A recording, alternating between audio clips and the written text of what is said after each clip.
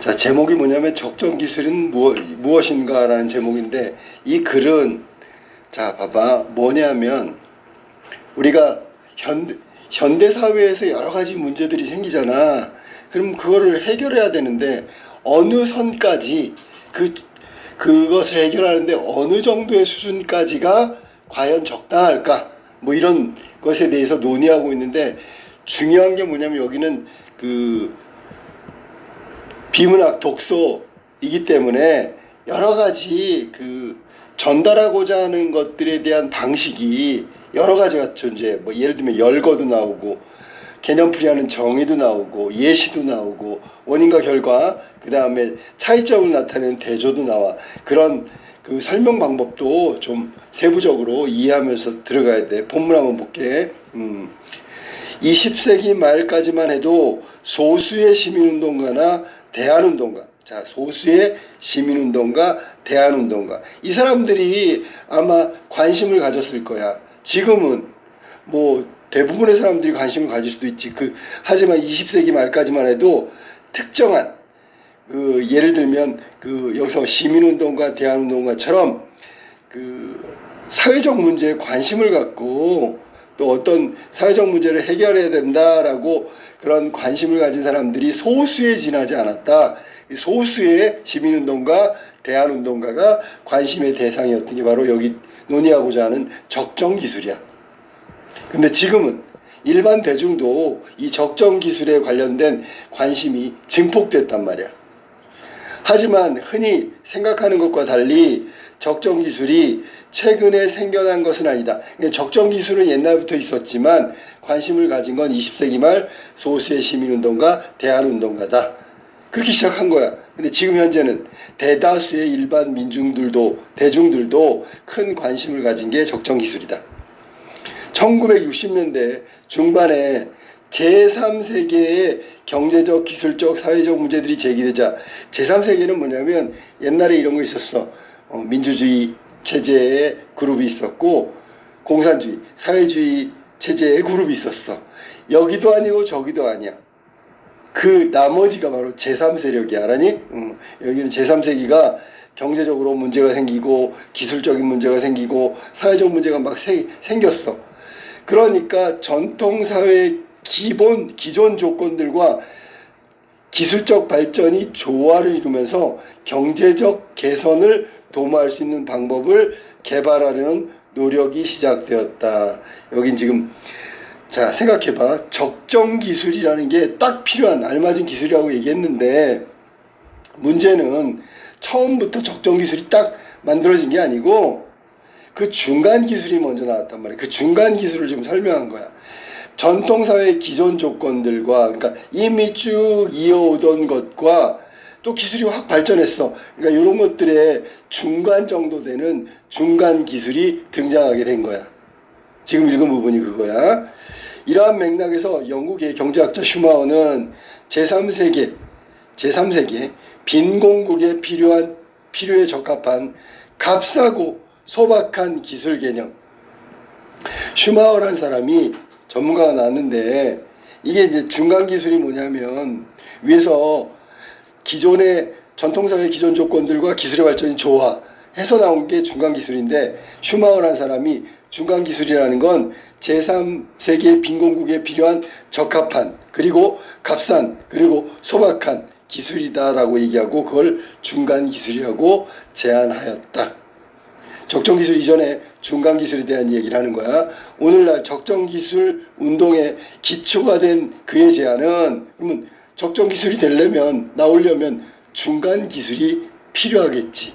그걸 먼저 제창한 게 영국의 경제학자 슈마어고, 그 중간기술로 인해서 대한기술, 즉 적정기술이 발전하게 되는 거지. 그래서 여기 지금 그 슈마어의 제안은 종종 대한기술 또는 적정기술로 표현되었는데 지금은 후자의 표현을 선호하고 있다. 대한기술이라고도 부르고 적정기술이라고도 불렀어.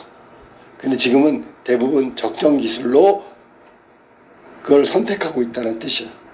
자, 그럼 봐. 여기서 우리가 알아둬야 될 거는 제3세계 빈곤 국가들은 사회 경제 그리고 거기서 말한 대로 사회적 문제, 경제적 문제, 기술적 문제 한계에 부딪혔단 말이야.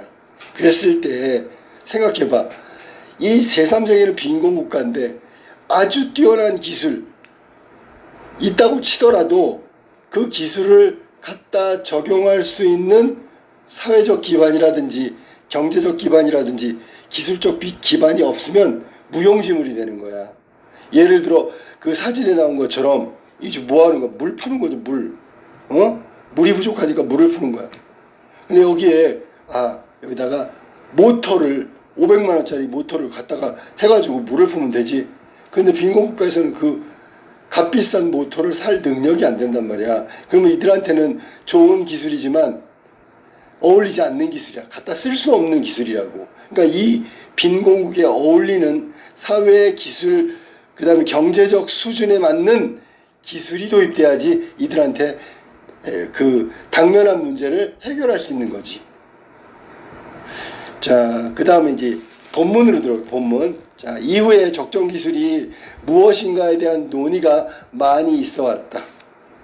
적정 기술이 과연 뭘까? 대표적으로 바커라는 사람은 적정 기술을 인간이 기본적인 생활을 영위하는 데 필요한 모든 기술로 정의했대. 이게 정의란 말이야, 정의. 우리가 아까 처음에 얘기했던 어떤 개념을 풀이한 거야. 바커가 말한 적정 기술의 개념은 인간이 기본 생활을 영위하는 데 필요한 모든 기술이 다 적정 기술이다 라고 정의한 거지.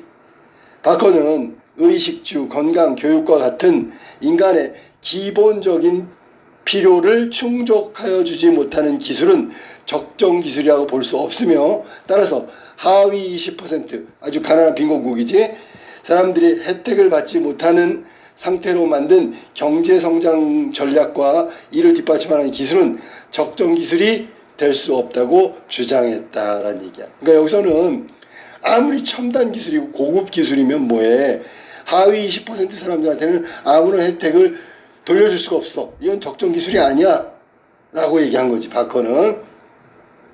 그러니까 아까 선생님이 얘기한 대로 적정 기술은 딱 맞는 거야. 사회적, 기술적, 경제적으로 그 수준에 딱 맞는 기술이 적정 기술이다. 예를 들어 물을 먹어야 되는데 물이 오염됐어. 이 오염된 걸 정수기 갖다 쓰면 되지, 500만 원짜리. 근데 이 사람들은 정수기를 500만 원짜리 살 능력이 안 돼. 그러면 좀 정수가 덜 되더라도 알약 간단하게 할 수 있는 거, 비용은 한 알에 500원 뭐 이런 정도, 그게 오히려 더 적정 기술이다라고 얘기하는 거야. 자, 한편 미국의 국립적정기술센터는 적정 기술을 활용되는 상황에 비추어 비용적인 측면, 규모적인 측면에서 적합한 도구 또는 전략이라는 넓은 개념으로 정의하였다. 여기는 국립적정센터에서 말하는 적정 기술의 개념을 정의하고 있는 거야. 바커하고는 좀 다르지. 기술적 관점으로 볼 때 어떤 기술이 지역적, 문화적, 경제적 조건과 양립할 수 있고, 나란히 갈 수 있다는 얘기야. 양립이라는 게 지역적, 문화적, 경제적 조건하고 딱 맞아. 기술이 같이 실행에 옮길 수 있는 기술이야. 그러면 이게 적정 기술이지. 지역적으로 물질과 에너지원을 이용할 수 있다. 그렇지. 그 지역에 맞는, 적용할 수 있는 이런 기술이 적정 기술이라고. 그 다음에 또 하나 더 있나? 그치? 그 지역 사람들이 그 도구와 과정을 유지하고 작동하는, 이게 적정 기술이지 라고 할 수 있어. 그 기술을 적정한 것으로 볼 수 있다는 것이다. 자, 그러면 여기 조건 세 가지가 있는데, 국립적정기술센터가 말한 첫 번째 적정 기술은 지역 문화 경제적 조건과 양립할 수 있다. 두 번째, 그 지역의 물질과 에너지를 이용할 수 있다. 세 번째, 그 지역 사람들의 도구와 과정들을 유지하고 작동시킬 수 있다. 그 사람들이 다 활용할 수 있단 말이야.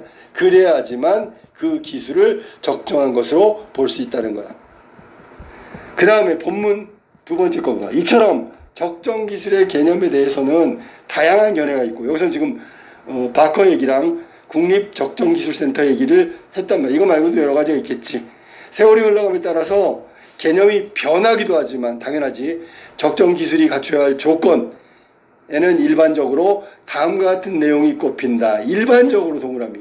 무슨 얘기냐면 일반적이라는 게 보편적이라는 얘기고 이 정도 얘기하면 적정 기술이 갖춰야 될 조건이라고 누구나 말한다는 얘기야. 첫째, 둘째, 셋째, 넷째. 이거 병렬식이야.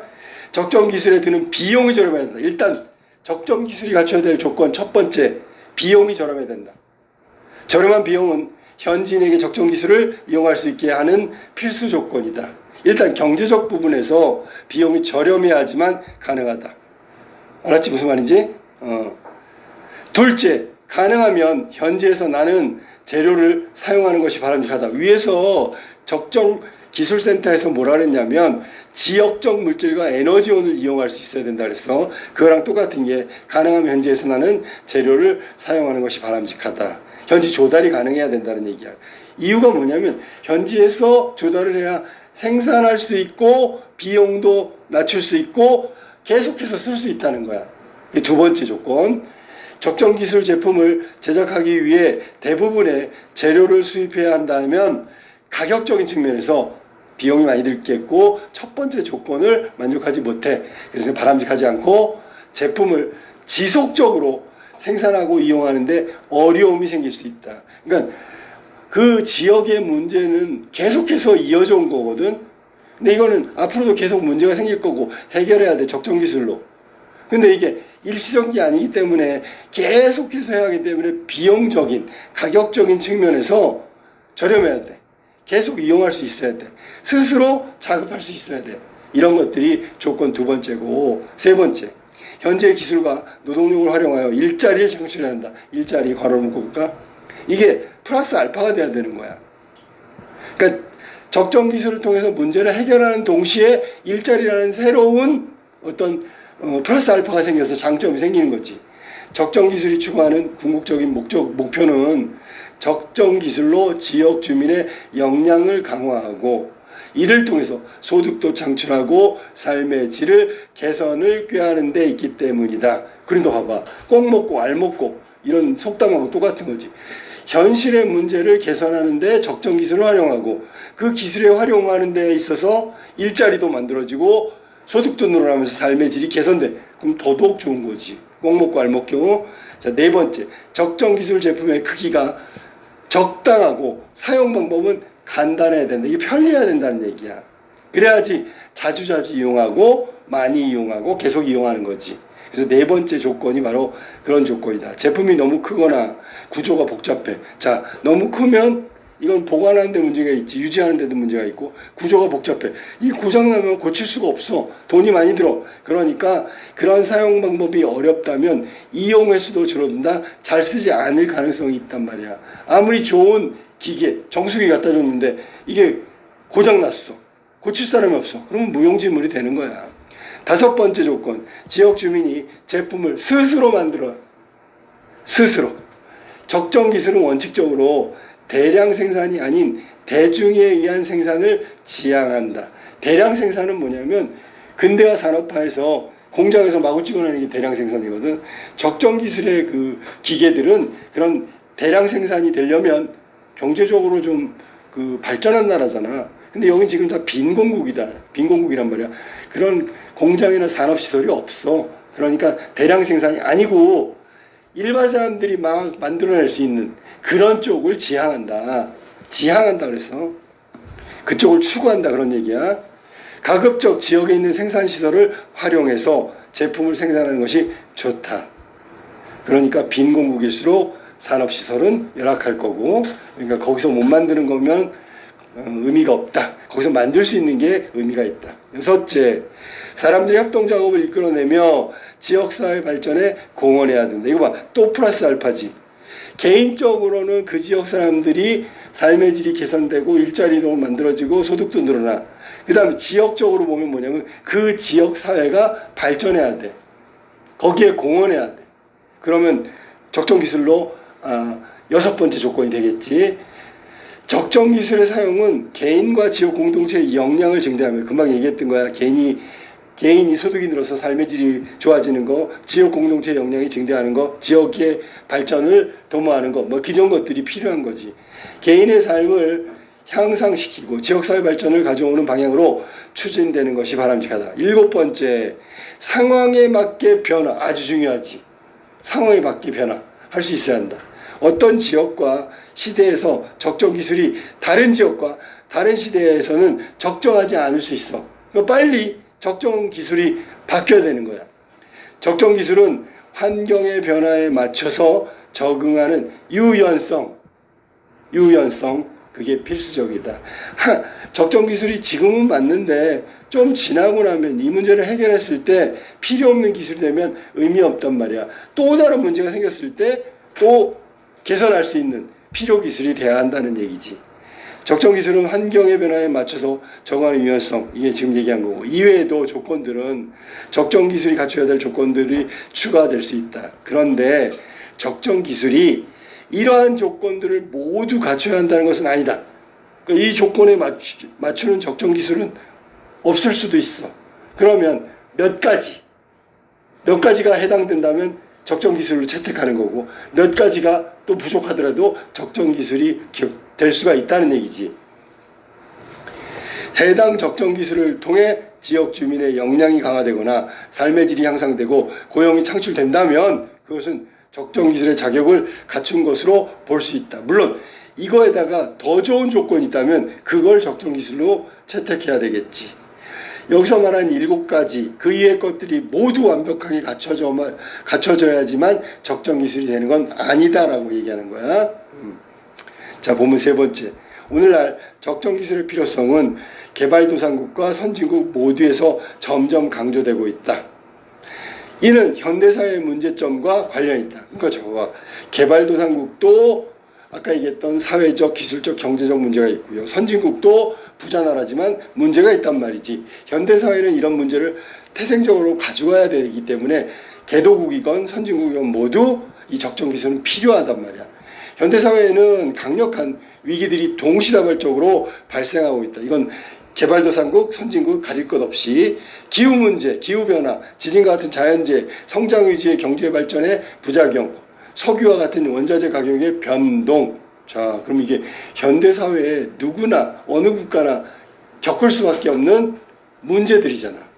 기후변화, 이건 전 인류의 문제고, 지진과 같은 자연재해도 전 인류에 관한 문제 될 수 있고, 뭐 지진이 많이 나는 나라의 문제일 수도 있지만, 성장 위주의 경제발전의 부작용, 이건 개발도상국의 문제고, 석유와 같은 원자재 가격의 변동, 이건 뭐 전 세계 인류가 모두 겪게 되는 문제잖아. 이제 항시적인 위기가 되었다. 늘 항상 있는, 언제는 있다가 없어지고 이런 게 아니라 늘 존재하는 게 항시적이야. 그리고 이러한 각종 위기는 최첨단 기술의 문제점을 부각하였다. 최첨단 기술, 가장 앞서가는 기술, 이것도 문제점을 부각시켰어. 최첨단 기술이 어떤 문제냐면, 위기 상황에 취약한 것은 지속 가능한, 계속 할 수 있는, 쓸 수 있는, 취약하게 설계됐기 때문이다. 최첨단에 있잖아, 아주 고급 기술을 만든 거야. 그래서 쉽게 얘기하면 아주 높은 차원의 기술인데, 문제는 그때 당시에만 써. 혹은 이거 앞으로는 쓸 수가 없어.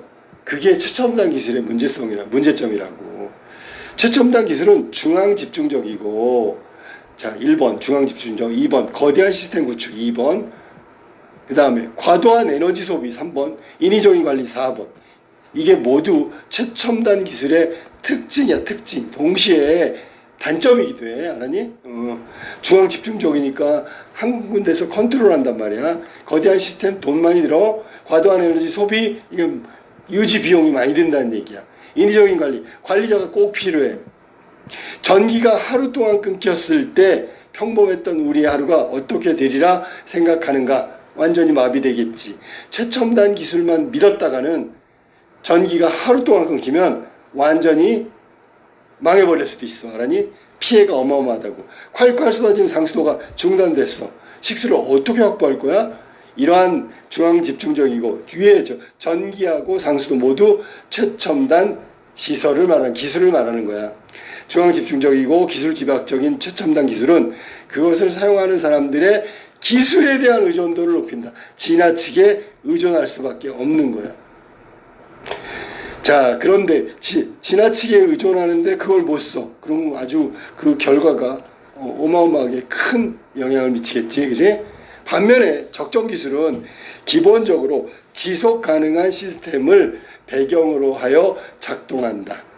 적정 기술은 노동력이 풍부한 곳에서는 노동력을 활용하는 방법을 모색하고 재생에너지가 풍부한 곳에서는 재생에너지를 활용하는 방법을 찾는다. 이거 봐. 그 지역에 맞게, 그 지역의 조건에 맞게 기술을 활용하는 게 적정 기술이란 말이야. 이거 다르게 얘기하면 예를 들어 에어컨을 여름에 트는 곳하고 부채를 가지고 부채질하는 경우, 에어컨 너무 시원하고 좋지. 근데 돈 많이 들어가고 전기료도 비싸고, 이거 근데 고장나면 아무나 못 고쳐. 근데 부채는 예를 든 거니까, 부채는 뭐 비용도 별로 안 들고 누구나 좀 에어컨보다는 훨씬 더 시원하지는 않지만 자기가 스스로 부채질 노동력을 쓰는 거 아니야. 부채 망가져? 우리 대충 고칠 수 있잖아. 이런 차이가 있단 말이야. 그리고 부채를 쓰는 적정 기술은 옆에 보니까 대나무밭이 있어. 부채를 만들 수 있어. 재료도 풍부해. 그 마을 사람들이 다 부채 정도 만들 수 있는 기술이 있어. 이게 적정 기술이라는 거야. 자, 이를 통해 중앙 집중식 기술에 대한 의존도를 줄이고 첨단 기술에 의존하는 거, 소규모 단위의 자립적 생존을 도모한다. 이게 적정 기술이지. 소규모 단위 자립적 생존을 도모하는 거. 이러한 점에서 적정 기술은 위기 상황에 취약한 최첨단 기술을 보완할 수 있는 기술로서 그 유용성이 주목받고 있으며 현대사회 각종 위기에 대한 해결 방안으로 그 필요성이 강조되고 있다. 그러니까 봐봐, 에어컨 바람 쐬다가 너무 시원한데 정전이 됐어. 그럼 어떻게? 부채질하면 되잖아. 그리고 덜 더우면 부채질을 하다가 많이 더우면 에어컨을 켜. 뭐 이런 게 서로 보완한다는 거지. 부채질 해가지고는 시원하지 않으니까 에어컨을 써야 되겠지. 근데 에어컨에만 의존하면 에어컨이 고장났을 때 혹은 에어컨이 없을 때, 이럴 때는 막막하단 말이야. 그 얘기 지금 하고 있는 거야. 현대사회일수록 이 최첨단 기술의 의존도가 너무 심화돼가지고 그 의존이 너무 심하니까 이게 중단되거나 멈춰버리면 큰 문제가 생긴단 말이야. 그러니까 너무 최첨단 기술에 의존하지 말고 적정 기술도 아울러 조화롭게 써야 된다는 걸 얘기하고 있는 거야. 마지막 마무리. 최근 우리나라에서도 적정 기술에 대한 관심이 커지고 있는데 이는 매우 고무적이다. 원래 고무가 이제 북을 둥둥둥 두드리는 거야. 이게 막 흥분되고 용기가 생긴다, 그런 얘기야. 고무적이라고 할 수 있다. 하지만 이미 40~50년의 적정 기술 역사를 지닌 서구 선진국과는 달리 우리나라의 적정 기술 관련 경험은 매우 부족하다. 이 말은 최첨단 혹은 그런 거에 의존한다, 그런 얘기지. 또한 적정 기술이 기존의 방법에 해결하지 못한 모든 사회의 문제를 단 한 번에 해결해 줄 것이라고 기대하기도 하는데 이건 매우 위험한 생각이야. 적정 기술은 사회 문제를 한 번에 해결해 줄 수 없다고. 물론 거기에 맞게 조금씩 개선하거나 뭐 도와줄 수는 있지만 그것만 가지고 모든 문제가 해결되지는 않는다.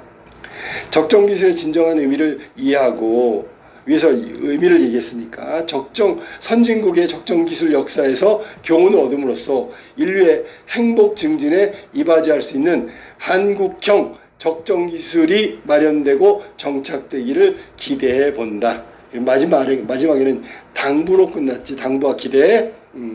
한국형 적정 기술 마련. 우리한테 딱 맞는 적정 기술이 마련되고 정착되기를 기대해 본다라고 하면서 마무리가 된 거야. 알았니?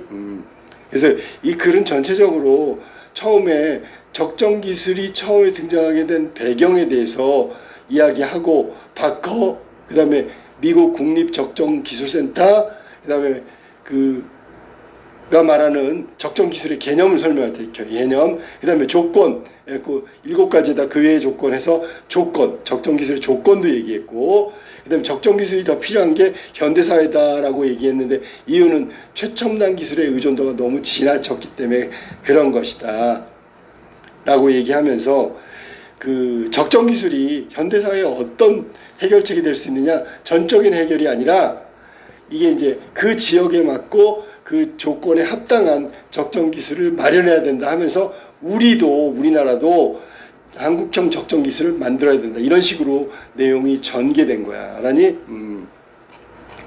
그래서 중간에 선생님이 얘기를 안 했지만 여기 아까 나왔던 뭐 정의의 방법은 자주 나오니까 정의의 방법은 알 수 있고, 예를 들면 반대가 뭐냐면 최첨단 기술과 적정 기술, 이건 대조라고 봐야 되겠지, 그지? 그 다음에 그 바커, 그 다음에 슈마허 뭐 이런 사람들의 얘기를 인용하기도 했어. 그들이 정의한 것을 인용하고 있기도 하다. 그 다음에 예시도 있고 뭐 여러 가지 내용들이 많이 나오고 있어. 첫째, 둘째, 셋째 이런 건 열거라고 하면 되겠네. 그래서 아까 얘기했던 대로 뭐 정의의 방법, 정의의 설명 방법도 나오고 열거도 나오고 예시도 나오고, 그 다음에 인과 뭐 하게 되면 뭐 하게 된다. 최첨단 기술을 지나치게 의존하게 되면 뭐 그 결과가 참담하게 될 수도 있어.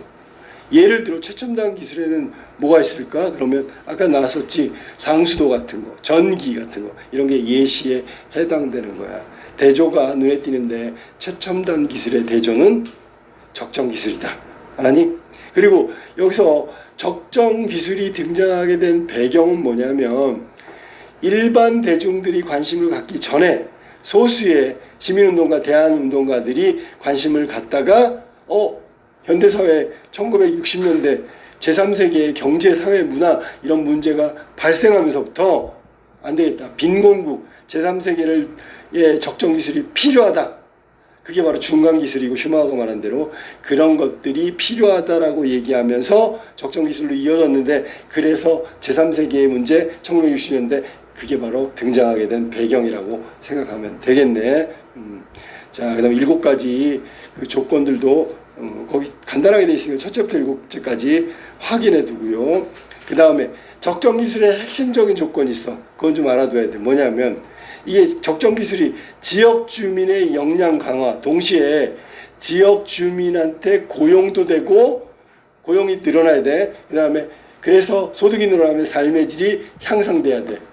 이게 적정 기술의 핵심적인 조건이야.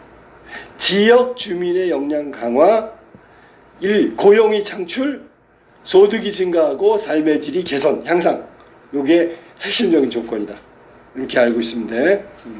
그 다음에 현대사회는 특히 아주 너무나 큰 문제들이 동시다발적으로 일어나기 때문에, 그리고 항시적이라 했지, 항시적. 늘 항상 존재하기 때문에 적정 기술은 강조되고 필요하다.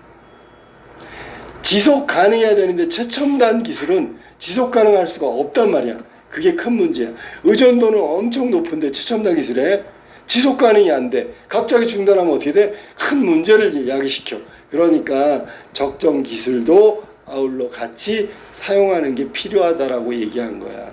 적정 기술만 가지고는 해결할 수가 없다는 거지. 알았니? 그래서 마지막에 한국형 적정 기술을 기대하고 있는 작가의 말로 끝났단 말이야. 자, 여기서 나온 설명 방법을 다시 아까 잠깐 설명했는데, 제일 처음에 정의라는 것은 어떤 개념을 밝히는 거고, 비교하고 대조, 비교는 공통점, 대조는 차이점, 열거는 나열, 늘어놓는 거야. 첫째, 둘째, 셋째. 예시는 예를 들어 여기는 전기가 끊어진다면, 혹은 상수도가 중단된다면, 뭐 이런 게 예시야. 그 다음에 뭐 아까 얘기했듯이 인과는 원인과 결과니까 의존하게 되면 심각해진다. 뭐 이런 얘기를 하고 있는 거야. 그래서 열거, 대조, 정의, 인과 뭐 이런 거. 인과 같은 게 이거야. 최첨단 기술 지속 가능성이 취약하기 때문에 만약에 문제가 생기면 대처할 수 없다. 이게 원인과 결과라고 얘기하면 되고, 대조는 아까도 얘기했지, 최첨단 기술과 적정 기술, 이건 정반대니까 대조. 열거는 첫째, 둘째, 셋째, 여러 가지 조건, 열거. 정의는 적정 기술이란 뭐, 아까 얘기했듯이 슈마허, 바커, 국립적정기술센터 적정기술 정의가 바로 정의에 해당된다라고 생각하면 돼. 여기까지.